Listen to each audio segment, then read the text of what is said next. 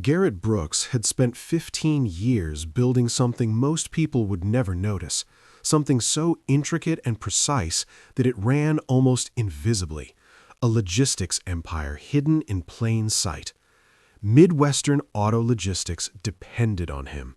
Every shipment, every delivery schedule, every supplier negotiation, every late-night crisis, he handled it all.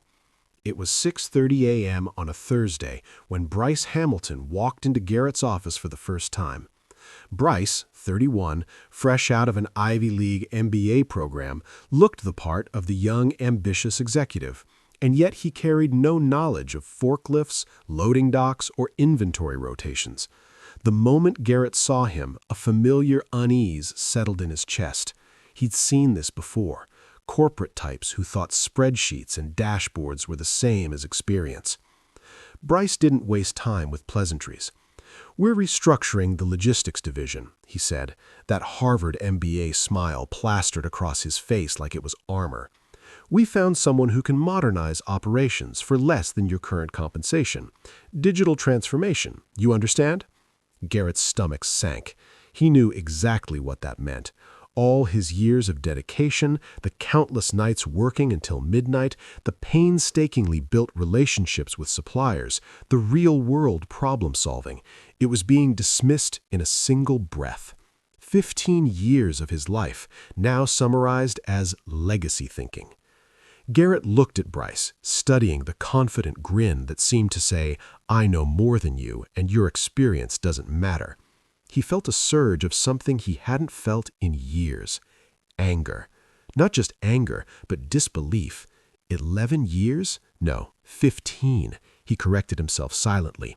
15 years of his life invested in creating a system that now a kid with a fancy degree thought he could run. Garrett had transformed Midwestern Auto Logistics from chaos into a well-oiled machine, parts rotating correctly through warehouses, seasonal inventory adjusted precisely, chemical treatments stored safely, heavy brake assemblies handled with care, every supplier's quirks cataloged and managed. The system ran seamlessly because of him, not because of some dashboard. "You have until the end of the day to document your processes and hand over responsibilities," Bryce continued, still smiling. "Your replacement starts Monday." Garrett paused, searching Bryce's face for even a hint of understanding, of recognition for what was actually happening. None. He felt a cold clarity wash over him. This was corporate theater. The decision had been made weeks ago. This was just the formality. "Fine," Garrett said, his voice steady. Back at his desk, Garrett stared at the mountain of manuals, contracts, spreadsheets, and notes. Everything he had built, every nuance and contingency plan, all the institutional knowledge that had taken him 15 years to master.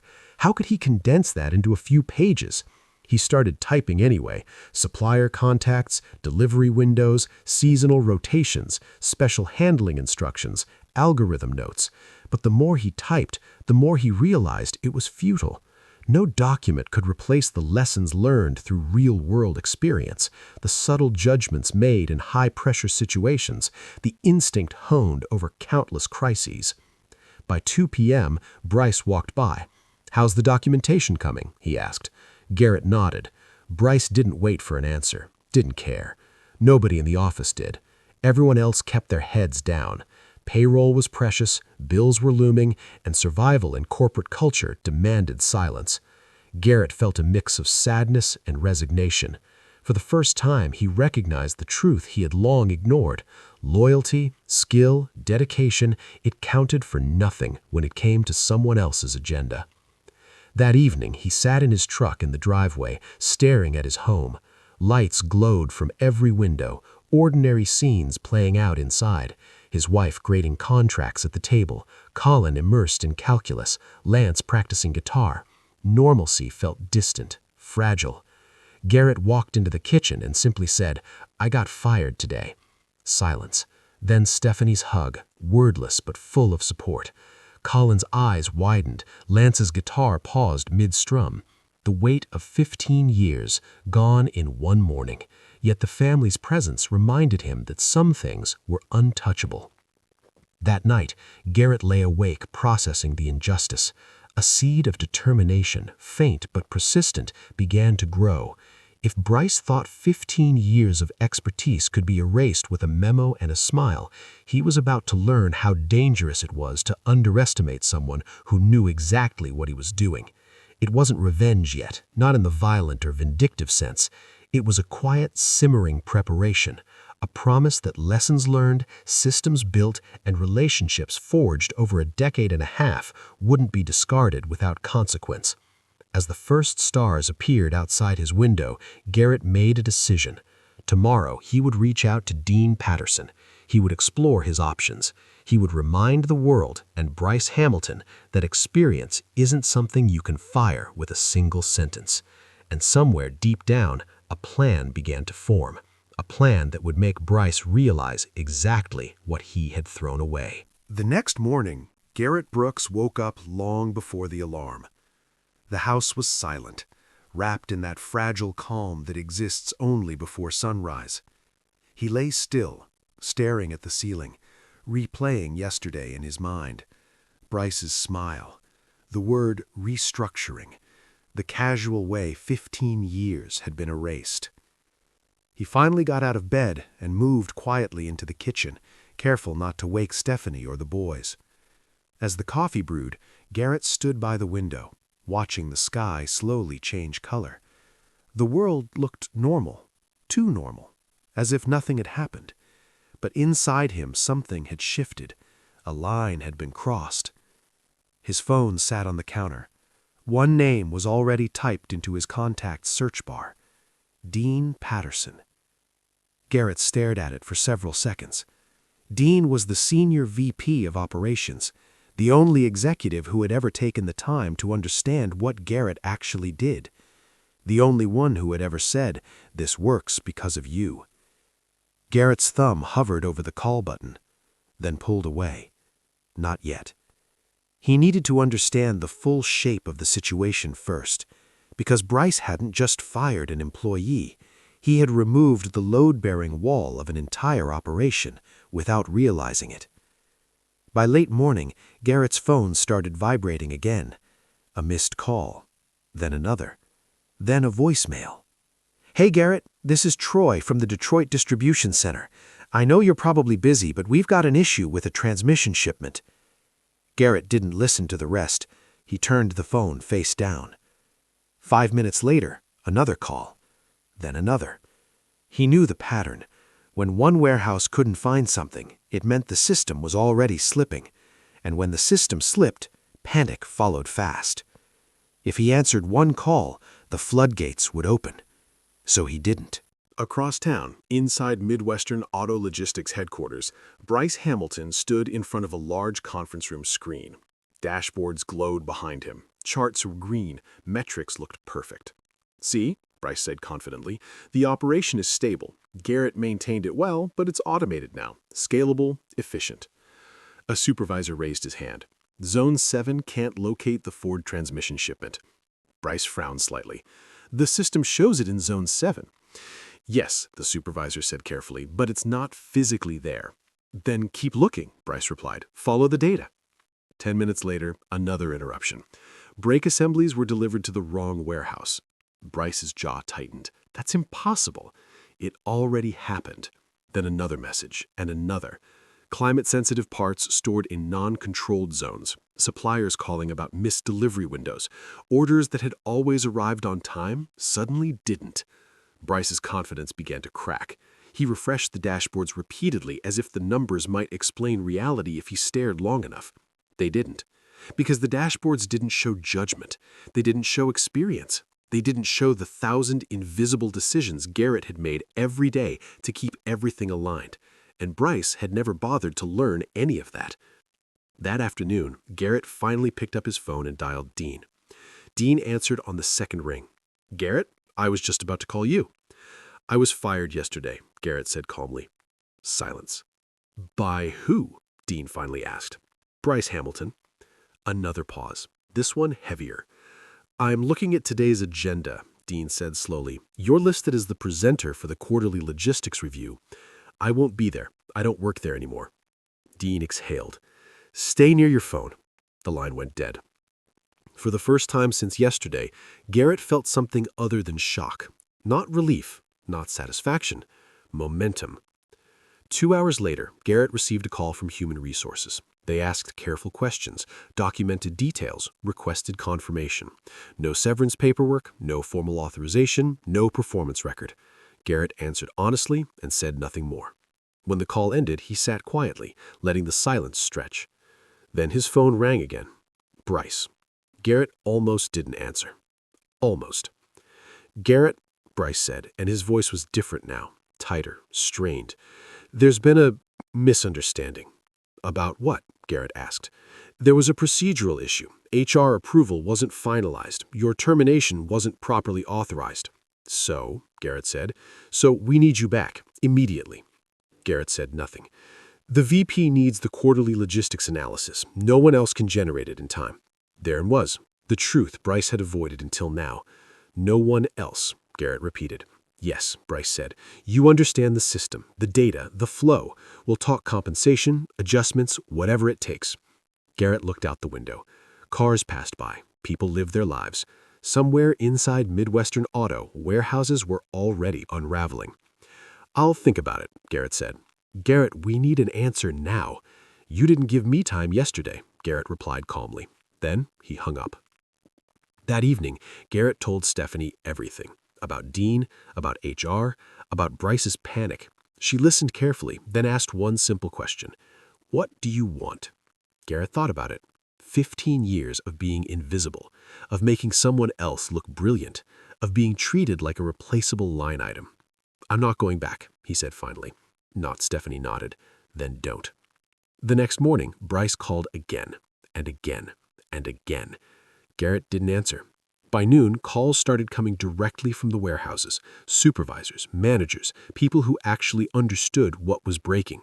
Garrett let the ring phone, not out of cruelty, out of clarity, because for the first time, the system was finally being forced to reveal the truth, and Bryce Hamilton was about to learn exactly what 15 years of experience really looked like when it was gone. By Monday morning, the silence Garrett Brooks had chosen was no longer quiet. It was deafening. His phone vibrated non-stop on the kitchen counter as he sat at the table, hands wrapped around a mug of untouched coffee. Calls stacked on top of calls, voicemails piled up, names he recognized instantly, warehouse managers, shift supervisors, procurement leads, people he had worked with for years, people who had depended on him, even if they never realized how much. Garrett didn't answer. Not yet. Across the city, Midwestern Auto Logistics was unraveling faster than anyone expected. At the Chicago Distribution Center, forklifts stood idle while supervisors argued over inventory maps that suddenly meant nothing. In Detroit, a high-priority transmission shipment missed its delivery window, triggering penalties written deep into supplier contracts. In St. Louis, climate-sensitive parts were discovered warped from heat exposure, damage that wouldn't show up until weeks later when dealerships started filing complaints. Bryce Hamilton stood in the middle of it all, pale, exhausted, refreshing dashboards like they might save him. They didn't. Numbers were still green, KPIs still acceptable, but reality was red. A senior manager finally spoke the words Bryce had been avoiding. "We need Garrett." Bryce snapped back instantly. "No, we need solutions." "That is the solution," the manager replied. "He was the system." Bryce turned away, jaw tight. He wasn't ready to admit that yet. Admitting it meant admitting his authority had been an illusion. At 10:17 a.m., Garrett's phone rang again. This time, he answered. "Garrett?" The voice was tight, rushed. "This is Troy from Detroit. I know you don't work here anymore, but we have a serious issue. A Ford shipment was staged incorrectly and no one can locate it. Production is already delayed." Garrett closed his eyes for a moment. "It's in Zone 12, Garrett said calmly. "Climate-controlled aisle, blue tags, not Zone 7. There was a pause. "Found it," Troy said. "They've been searching for 3 hours." "I know," Garrett replied. The call ended. 30 minutes later, another call. Garrett, supplier delivery came in wrong. Brake components we didn't order. No one knows who to contact for returns. Garrett gave them the contact name, the escalation path, the exact phrasing that would get a response. Then another call, and another. Garrett helped just enough to prevent catastrophe, but not enough to restore order. Each call made the same truth clearer. The system hadn't broken. The understanding of it had. By early afternoon, Bryce was pacing his office, tie loosened, hair disheveled. He dialed Garrett again. Straight to voicemail. He tried again. And again. Finally, he left a message. "Garrett, please, this is out of control. Nothing's where the system says it should be. Suppliers are furious. The replacement quit this morning, said the job wasn't what we described." Garrett listened to the voicemail once, then deleted it. The replacement had been told the job was data entry, basic inventory tracking. That's what Bryce believed logistics was. Garrett almost laughed. That evening, Dean Patterson called. "I assume you're getting calls," Dean said. "Yes." "And?" "I'm helping selectively." Dean was quiet for a moment, then, "Good. You're not worried about the company?" "I'm worried about people, and right now Bryce needs to understand the difference between managing numbers and managing reality. What if it collapses? Then we'll fix it, but not at the cost of your dignity." Garrett nodded, even though Dean couldn't see him. For the first time, someone in power was choosing him over optics. By Wednesday, the damage was visible. Suppliers threatened to suspend contracts. Dealerships escalated complaints. Corporate demanded explanations Bryce couldn't give. Every answer led back to the same missing element: Garrett Brooks. Bryce finally broke. He called again. This time, Garrett answered. "Name your salary," Bryce said immediately. "We'll triple your authority, full autonomy, title change, whatever you want." Garrett leaned back in his chair. "Why?" he asked. "Because you're critical. We need you." "You didn't think that last week." "I was wrong," Bryce said, cracking. "I didn't understand what you did." Silence stretched between them. Then Garrett spoke. "You never asked." "What?" "You never asked how it worked. You only cared that it worked." "I'm asking now." Garrett smiled slightly. "It's too late." Bryce's breathing quickened. "Garrett, corporate review is in 2 days. If this fails, that's your review, not mine." "You're enjoying this," Bryce accused. "No," Garrett said calmly. "I'm respecting myself." He ended the call. That night, Garrett sat with Stephanie on the couch. The boys were upstairs. The house was quiet. "Any regrets?" she asked. "No," Garrett said. "For the first time, I'm not explaining my worth to someone who already decided I didn't have any." His phone buzzed one last time that night. A text from an unknown number. "This is Nicole from HR. Please call me as soon as possible." Garrett didn't respond, because tomorrow he had interviews. And somewhere across the city, Bryce Hamilton was staring at a system he thought he controlled, realizing the revenge wasn't loud or aggressive or cruel. It was simple. Garrett had walked away and taken everything that mattered with him. By Thursday morning, Midwestern Auto Logistics was no longer pretending everything was fine. The corporate floor, usually calm and polished, buzzed with tension. Emails marked urgent flooded inboxes. Conference rooms stayed booked back to back. Executives whispered in hallways instead of speaking freely. What had started as minor operational delays was now being labeled something far more dangerous: systemic failure. Bryce Hamilton sat at the head of a long glass table, fingers interlocked, staring at a projection he no longer trusted. Red indicators pulsed on the screen like warning lights on a failing aircraft. Supplier confidence declining.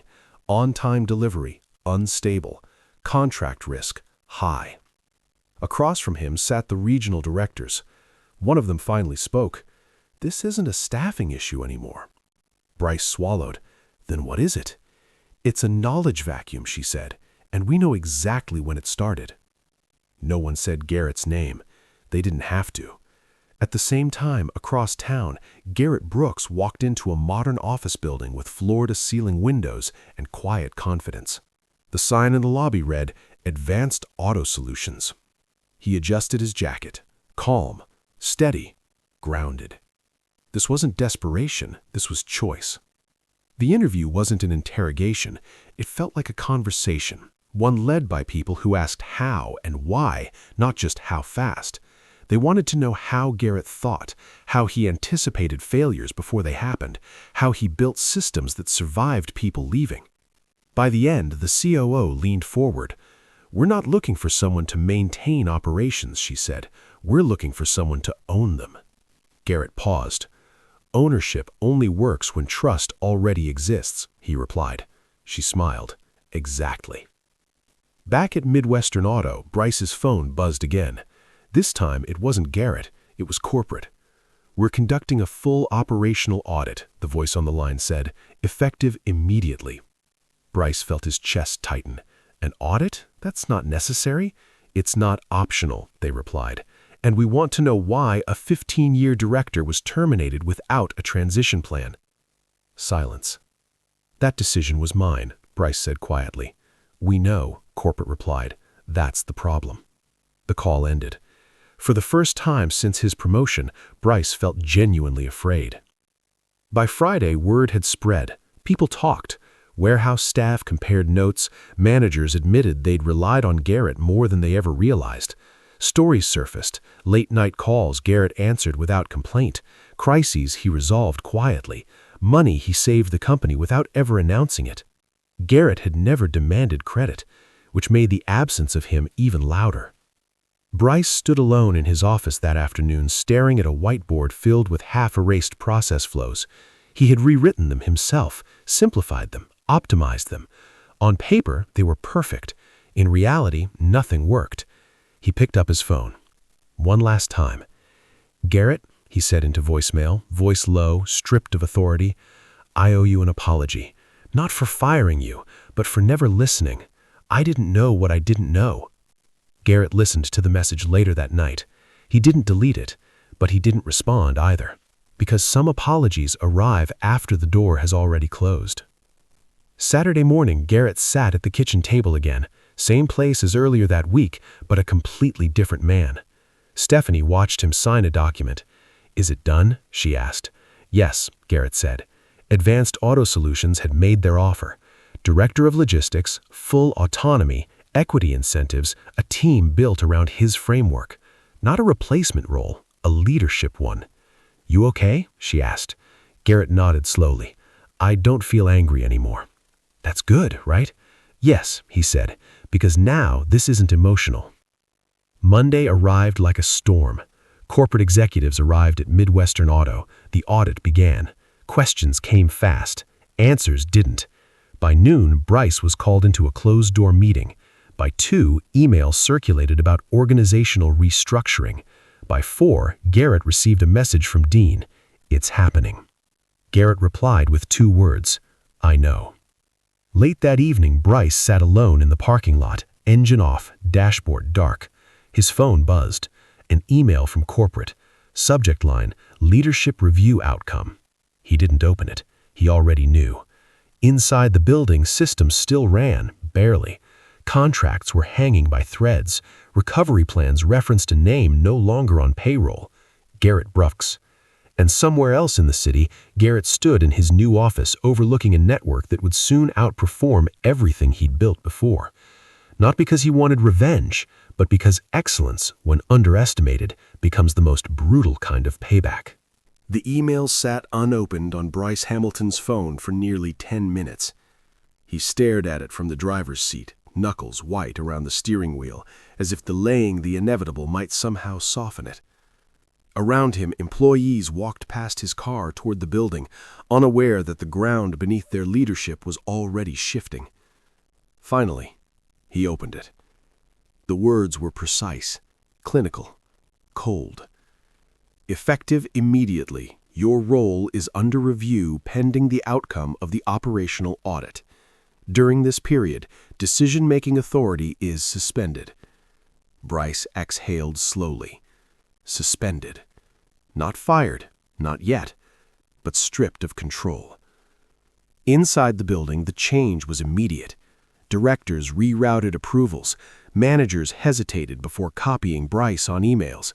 Conversations stopped when he entered a room. Power, he realized, wasn't taken away in one dramatic moment. It faded. At Advanced Auto Solutions, Garrett Brooks began his first official day. There was no applause, no announcement, no ceremonial welcome. Just a quiet understanding that things were about to change.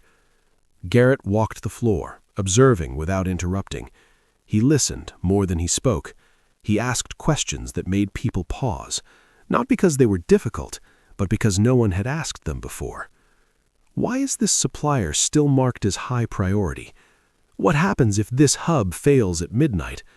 Who owns the decision when data and instinct disagree? By lunchtime, teams were already adjusting workflows, not because Garrett ordered them to, but because they trusted him. Back at Midwestern Auto, the audit uncovered what Garrett had always known. The system worked because it lived inside one person's head, Garrett's.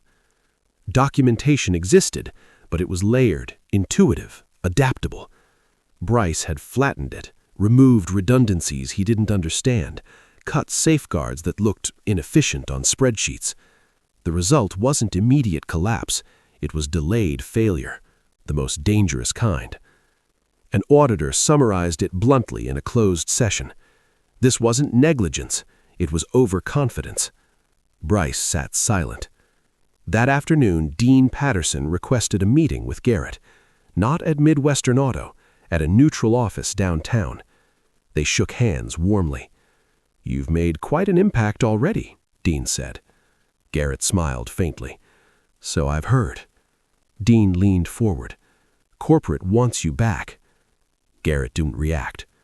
They're prepared to remove Bryce completely, publicly acknowledge the mistake, give you control over rebuilding. And I told them you wouldn't come back." Garrett met his eyes. "Why?" "Because they want a reset," Dean said. "You deserve a future." Garrett nodded. "I spent 15 years building something that wasn't really mine. I won't make that mistake again." Dean extended his hand again. "Then this ends the right way." By Wednesday, the decision became official. Bryce Hamilton was terminated. The internal memo framed it carefully: leadership misalignment, strategic restructuring, organizational learning. But everyone knew the truth. He had removed the wrong person, and the system had judged him for it. Bryce packed his office alone. No farewell, no speeches, no one stopped him.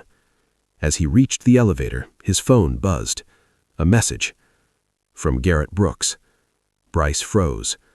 He opened it. "I never wanted your job. I just wanted respect." No accusations, no celebration, no gloating. That was the final blow, because revenge that doesn't announce itself lasts longer. At Advanced Auto Solutions, Garrett stood before his new team for the first time. "I don't believe in heroes," he said calmly. "Systems shouldn't depend on one person. If I disappear tomorrow, this should still work." People nodded. "This place hired me to lead, but leadership isn't control, it's responsibility." The room was silent. Outside, operations ran smoothly. Deliveries were early, suppliers were responsive, metrics improved, but this time reality matched the numbers. Garrett had built something stronger, something shared. That evening, Garrett sat on his back porch watching the sunset. Stephanie joined him. "Do you feel like you won?" Garrett considered the question. "No," he said. "I feel free." His phone buzzed one last time. A news alert. Midwestern Auto Logistics announces major restructuring after leadership review. Garrett turned the screen face down. The chapter was closing, and in its place, something far better had begun. 6 months later, the industry felt different. Not louder, not dramatic, just recalibrated. Advanced Auto Solutions had become the company everyone suddenly referenced in meetings, quietly outperforming competitors, hitting delivery windows others missed, stabilizing supply chains others blamed on market conditions. Executives asked the same question again and again. How are they doing it? The answer was never flashy. They were doing it the right way. And at the center of that system, visible but not loud, stood Garrett Brooks. Garrett no longer rushed through mornings. He walked into work with intention. He didn't chase fires because the system rarely caught fire anymore.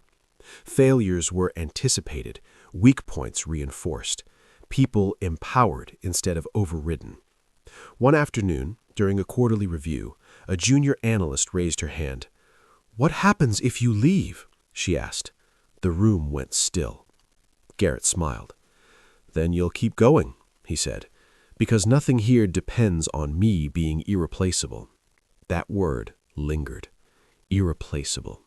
It had once cost him everything. Now, it meant nothing.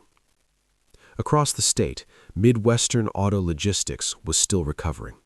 New leadership had been installed, consultants hired, systems rebuilt from the ground up, slowly, painfully, expensively. Contracts were renegotiated, trust was repaired one supplier at a time. But something fundamental had changed. They no longer dismissed experience. They no longer replaced people without understanding what they actually did. The lesson had been brutal, but effective. One evening, Garrett attended an industry networking event. He almost didn't go. Those rooms used to exhaust him. Too much posturing, too many people selling confidence instead of competence. But this time felt different. Halfway through the evening, a familiar face approached him. Bryce Hamilton. Older, quieter, no badge, no title, just a man. "Garrett?" Bryce said carefully. Garrett nodded. "Bryce." An awkward pause followed. "I wanted to say I'm sorry, not as an executive, as a person." Garrett studied him for a moment. "You believed intelligence was visible. I never looked impressive to you." Bryce swallowed. "I confused confidence with capability." "Yes," Garrett said. "You did." Another pause. "I lost my job," Bryce admitted. "But that wasn't the punishment." "No," Garrett replied gently. "Losing perspective was." Bryce nodded slowly. "I'm rebuilding, starting smaller." "That's how you learn," Garrett said. They shook hands. No bitterness, no victory speech. Just closure. Later that night, Garrett stood outside, city lights reflecting off glass towers. He thought back to the moment he'd been fired, how small it had made him feel, how disposable.